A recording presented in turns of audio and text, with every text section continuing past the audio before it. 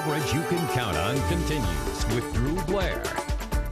The big talk this week has been the winter weather. On Thursday, the first snowfall of 2012 hit the area. Some counties up north getting 6 or more inches. And along with the snow came our first round of brutally cold temperatures, with lows dropping into the teens and wind chills below zero. Now, both the snow and the cold have big impacts on our cars and our driving. So here to talk about some winter weather tips is Cheryl Stump with AAA. Good morning, Cheryl. Good morning. Let's talk about all of this because, especially with our cars, I know I put the key in my ignition this morning and my car had to decide whether to come on or not. As far as car maintenance goes, where do we begin? Well, now's the time to get really proactive in that because we don't want anybody stranded at any time, but during the winter time it's extremely dangerous to get stranded.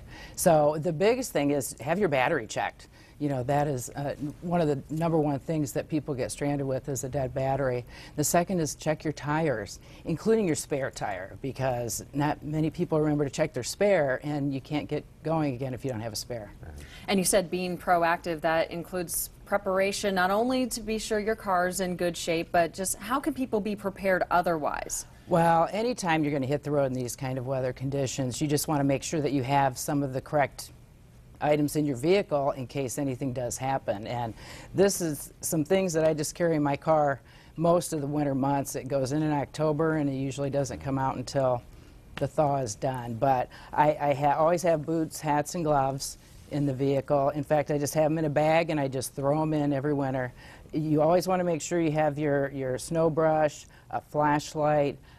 I always carry food and water with me. I know it's kind of a funky thing, but my husband says, why do you have all this water in here for?